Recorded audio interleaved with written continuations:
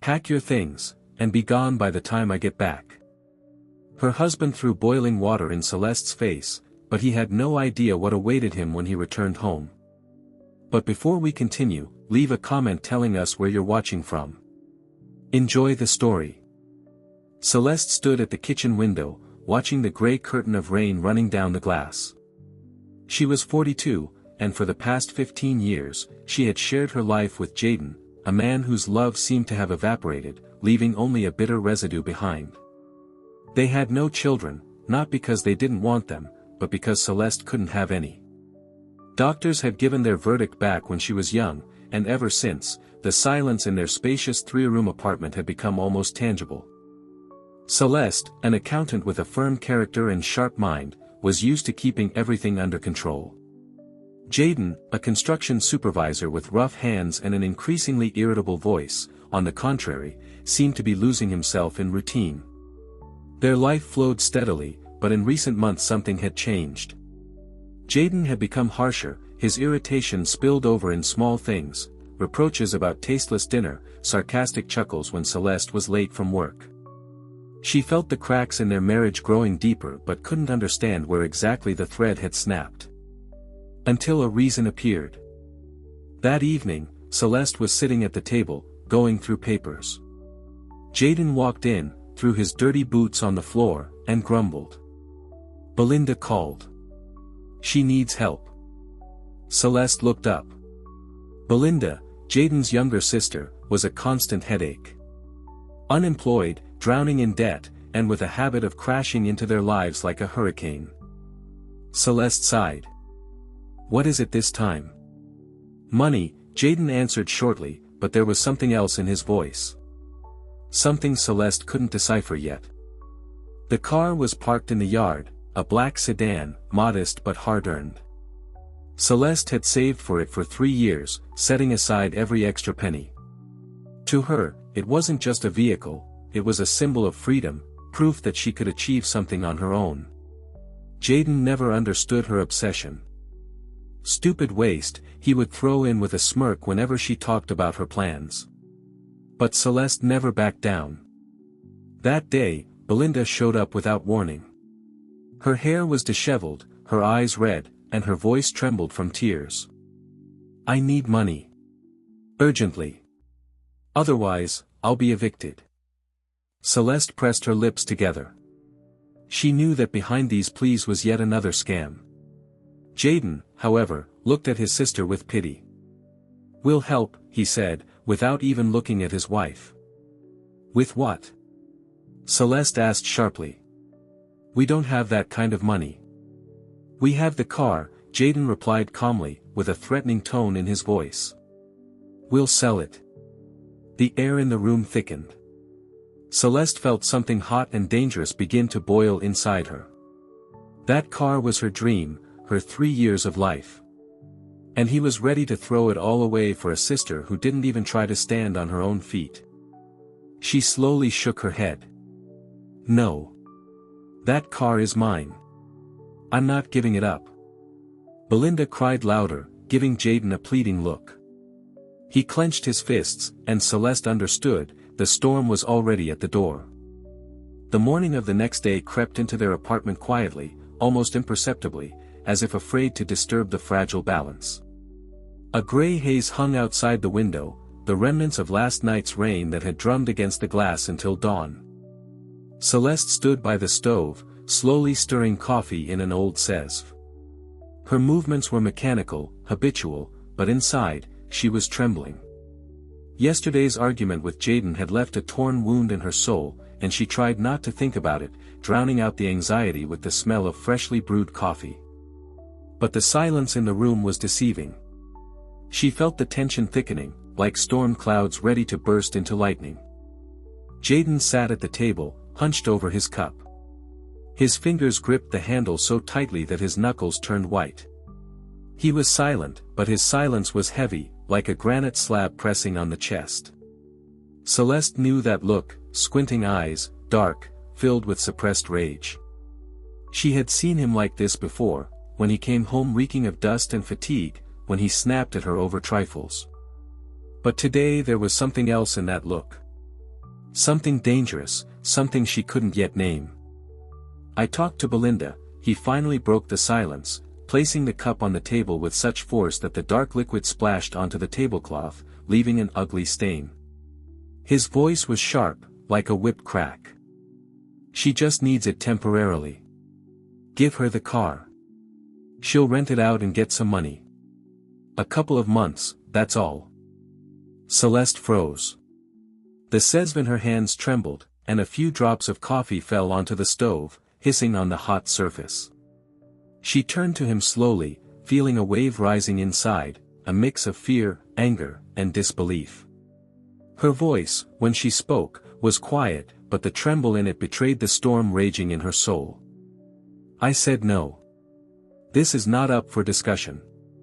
Jayden jumped up from the chair, and his movement was so abrupt that the legs screeched across the linoleum. His face turned red, veins bulged on his neck, and his eyes narrowed into slits.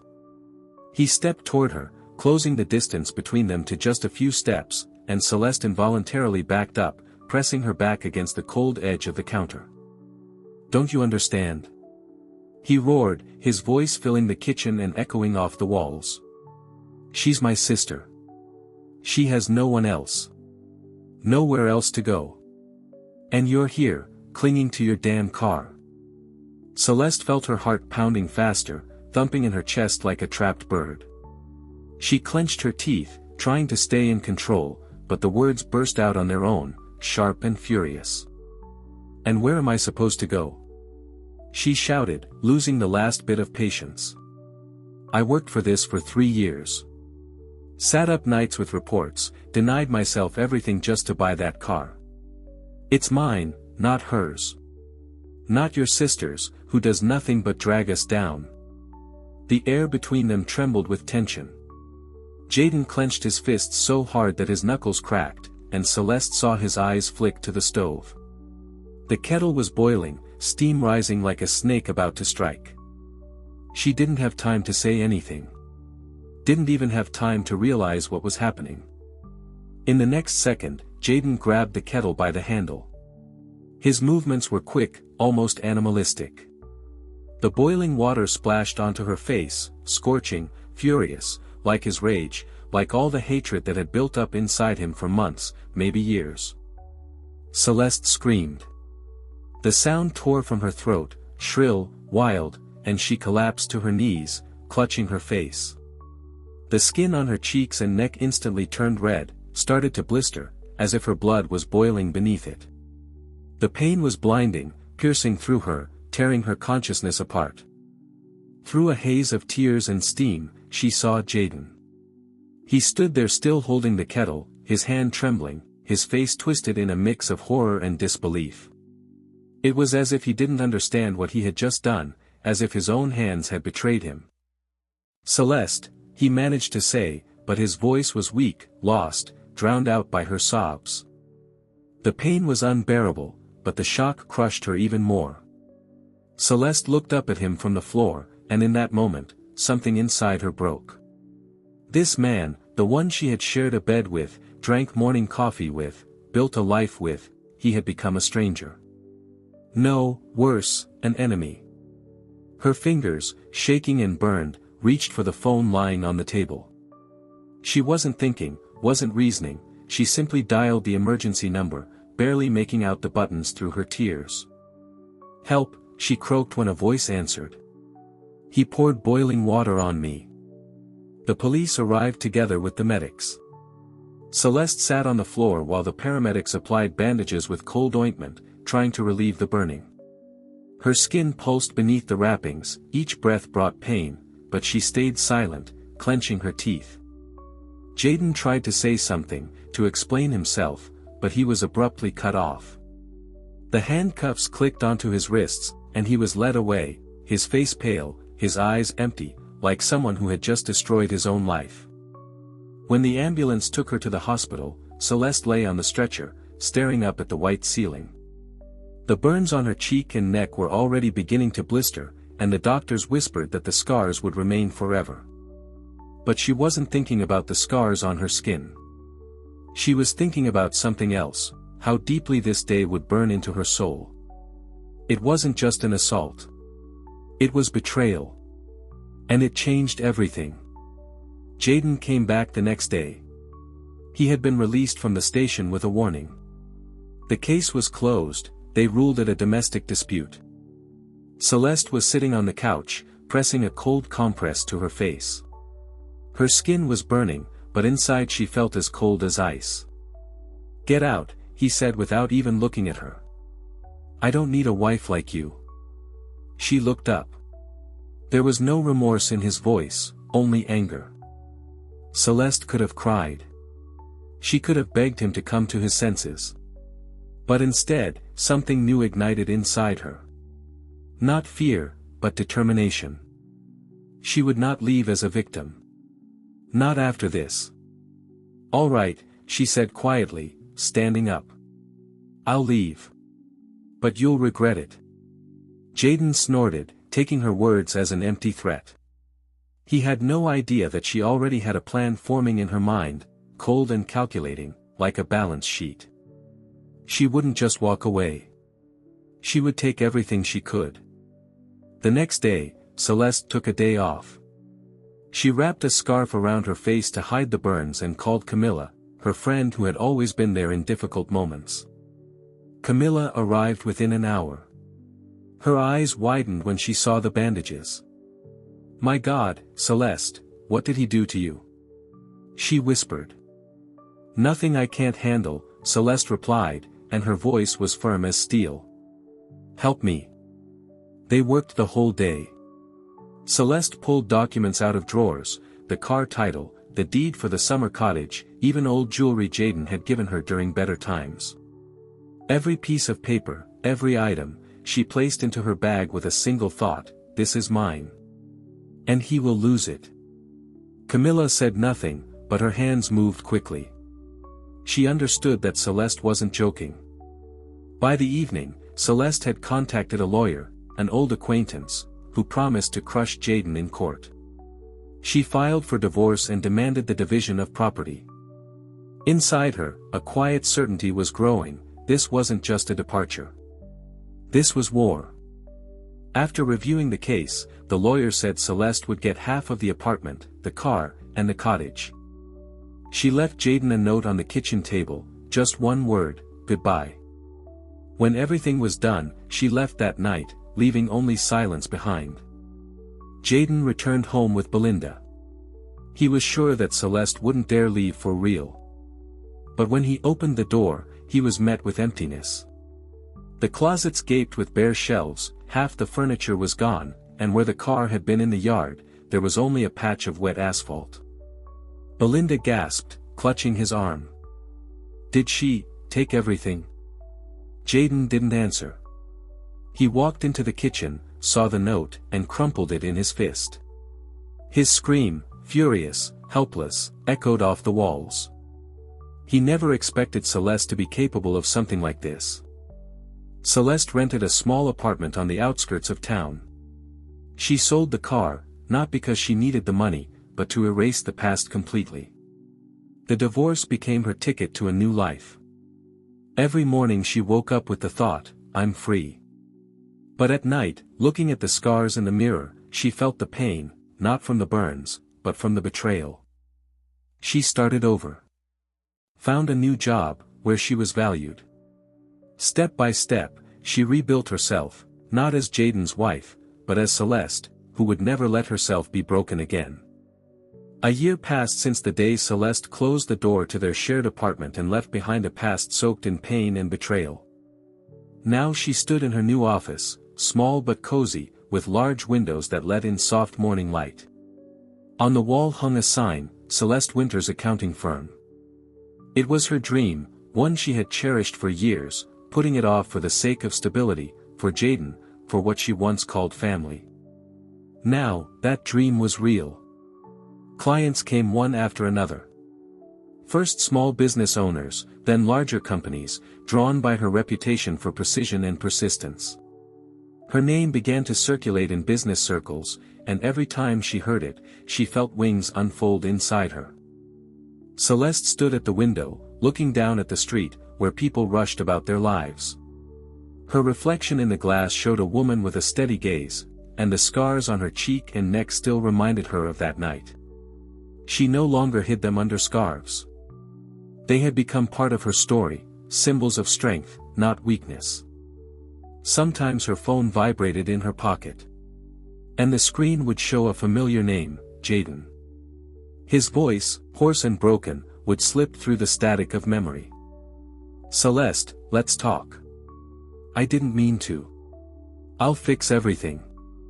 She didn't answer. She just hit decline, and the silence returned, like an old friend. Celeste felt no anger. No pity. Only a cold sense of satisfaction. She knew she had won. Her new life had been built on the ruins of the old one, and every single brick in that foundation, she had laid herself. Jaden was now part of the past, not just in Celeste's heart, but in his own crumbling reality. The apartment, once full of warmth and the sounds of their shared life, was now cold and empty, like an abandoned house. After the divorce, Celeste had taken half the property, leaving him only bare walls, an old couch, and a few scattered belongings he hadn't managed to hide. The closet stood empty, the kitchen smelled of must, and dust collected in the corners, which he no longer bothered to clean. Silence became his constant companion, oppressive, suffocating. Sometimes he would turn on the TV just for background noise, but even that didn't help. Belinda, his sister, never got a job.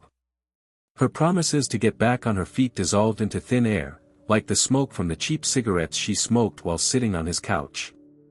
She came over almost every day, cried, asked for money, but Jaden could no longer help. His savings were dwindling, first on court fines, then on alcohol, which had become his only comfort. He lost his job too. After that night, rumors about what he'd done spread quickly on the construction site, and management, unwilling to deal with a problem employee, fired him under the pretext of downsizing. Now he survived on odd jobs, but even those slipped through his fingers. His reputation was ruined, and his hands trembled from exhaustion and alcohol. Every morning, Jaden woke with a heavy head and a hollow chest. He would sit at the kitchen table, staring at the spot where Celeste once left a note, "Goodbye." The note had long been crumpled and thrown out, but the words had burned into his memory like a brand. He remembered her voice, her laughter, the soft sound of her steps across the apartment, all the things he once took for granted. Now those memories were all he had. And they were his punishment.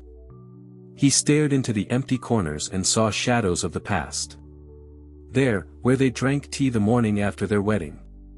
There, where she used to read her accounting books. And over there, where he first raised his voice at her. It was all gone. And he had been the one to push it out of his life. Sometimes he would pick up his phone and dial her number. His fingers trembled, his throat tightened, but he called anyway, clinging to a phantom hope. "Celeste, let's talk," he would begin. But the call would be declined before it even finished ringing. She never answered. And that silence was worse than any scream. It told him, "You're no one to me. You mean nothing." Every dropped call dragged him deeper into despair, and he drowned it in cheap whiskey, sitting in the dark until the bottle slipped from his hand. Belinda didn't make life easier either. Her tears and accusations became the background noise of his days. "If you hadn't fought with Celeste, we'd still have the car. We'd have money," she screamed. And Jaden said nothing. Because he knew she was right.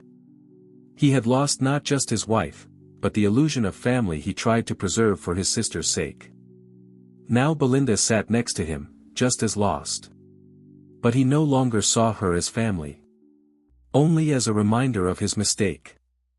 One evening, as the rain once again beat against the windows, Jaden stepped outside. Celeste's car had long since disappeared, but he still looked at the empty spot where it used to be. The cold wind struck his face, and suddenly he felt tears streaming down his cheeks, for the first time in a year. He hadn't cried when they took him away in handcuffs. He hadn't cried when he signed the divorce papers. But now, standing alone in the rain, he broke down. He sobbed, loudly, bitterly, like a child who had lost everything. Neighbors peeked out of their windows, but no one approached. His scream dissolved into the sound of falling water, and he collapsed to his knees, realizing that the rock bottom he had always heard about, had finally swallowed him whole. At that very moment, Celeste was standing by the window in her office. The same rain tapped against the glass, but it didn't scare her, it was simply the background music of her new life. She adjusted her hair, touching the scar on her cheek, and smiled. Her phone buzzed again, but she didn't even glance at the screen. Let it ring. Let him drown. She knew, her victory wasn't just the business. Not just her independence. It was the strength she had forged out of pain. And now, no one would ever take her dreams or her future away from her again. She turned back to the desk, where new contracts were waiting, and got to work, leaving Jaden far behind, right where he belonged.